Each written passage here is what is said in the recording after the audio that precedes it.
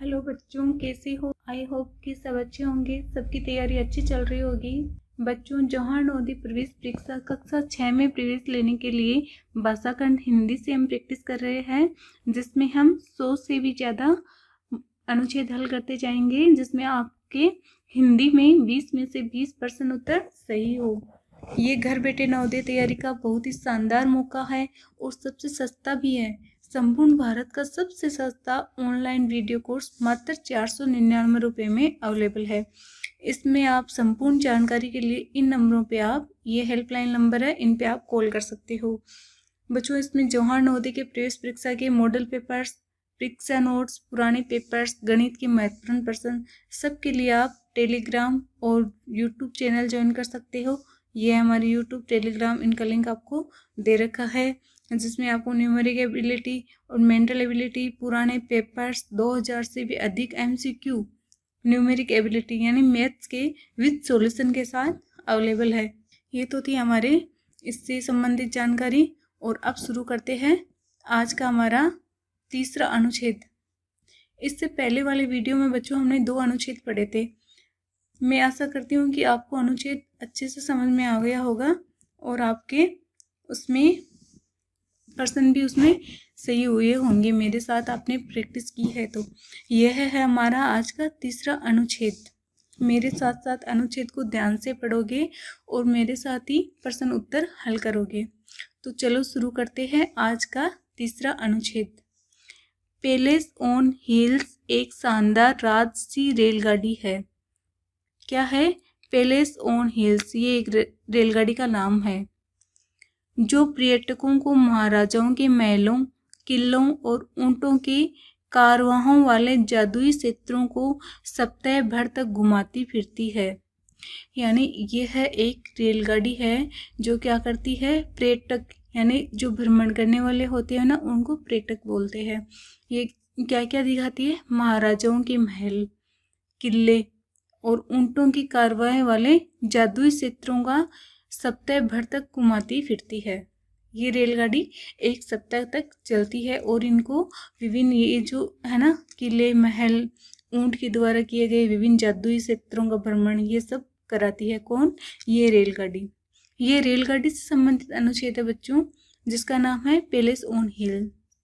यह सभी रेलगाड़ियां की रानी दिल्ली कैंट रेलवे स्टेशन से चलती है। ये क्या है? सभी रेलगाड़ियों की रानी दिल्ली कैंट रेलवे स्टेशन से चलती है। ये बेदाग सफाई वाली गाड़ी परी वातानुकूलित यानी वातावरण के अनुसार है। इसके भोजन यान में विशेष राजस्थानी व्यंजन तथा चुनिंदा भारतीय और महाद्वीपीय व्यंजन परोसे जाते हैं। इसमें क्या किया जाता है? विशेषतः राजस्थानी व्यंजन और चुनिंदा भारतीय महाद्वीपीय व्यंजन परोसे जाते हैं। ये चित्तौड़गढ़ और उदयपुर में ठहरती है। कहाँ ठहरती है? चित्तौड़गढ़ और उदयपुर। ये कहाँ है? राजस्थान में ही है। और उसके बाद रणथंभौर राष्ट्रीय उद्यान पहुँचती है। चित्तौड़गढ़, उदयपुर ठहरने के बाद रणथंभौर राष्ट्रीय उद्यान पहुँचती है, जो बाघ परियोजनाओं के अंतर्गत सबसे पहले लाया गया। क्या? रणथंभौर राष्ट्रीय उद्यान। इसके बाद ये थार मरुस्थल में स्थित जैसलमेर पहुँचती है। फिर कहाँ पहुँचती है? जैसलमेर पहुँचती है। इसके बाद ये जोधपुर पहुँचती है। जैसलमेर के बाद जोधपुर, जहाँ पर्यटक मेहरानगढ़ किला, मोती महल, फूल महल और शीश महल देखते हैं। ये सब कहाँ है? जोधपुर में। जोधपुर में क्या क्या है? मेहरानगढ़ का किला है, मोती महल, फूल महल और शीश महल। उसके बाद भरतपुर जाती है। जोधपुर के बाद कहाँ जाती है? बृहदपुर। यहाँ सुंदर पक्षी विहार है, जहाँ साइबेरिया, सारस, जलमुर्ग, बगुट ऐसे अनेक पक्षी घोंसले बनाते हैं।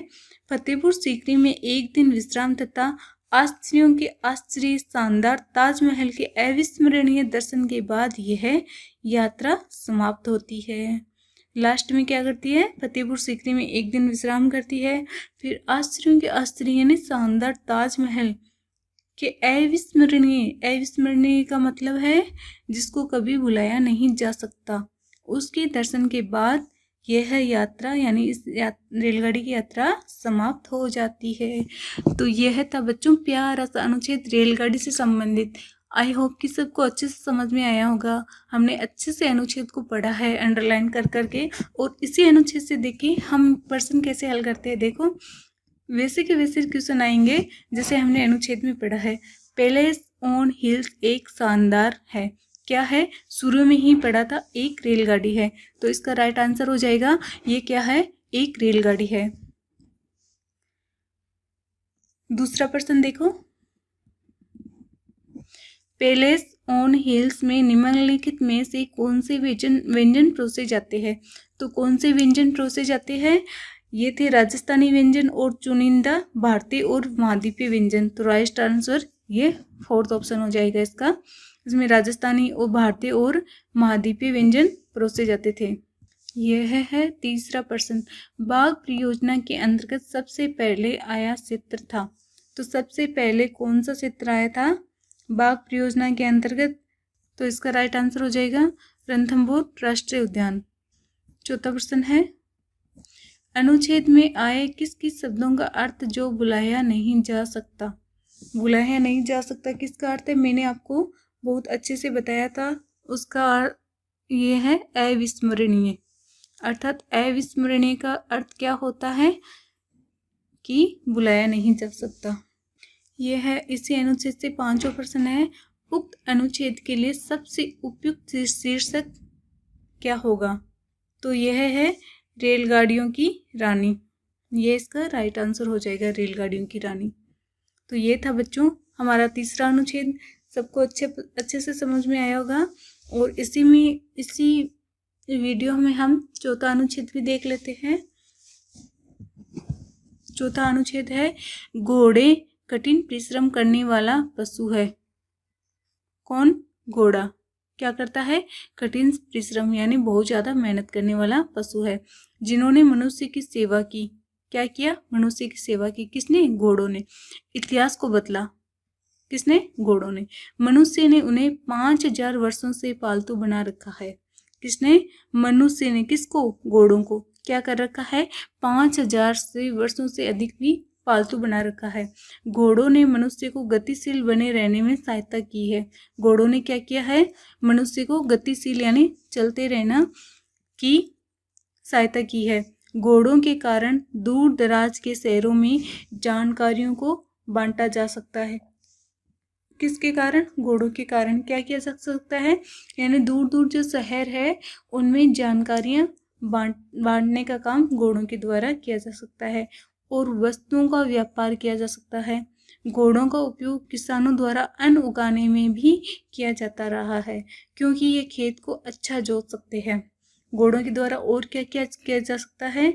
वस्तुओं का व्यापार किया जाता है, किसानों द्वारा अन्न उगाने में मदद की जाती है, और क्योंकि खेत भी अच्छे से जोत सकते हैं।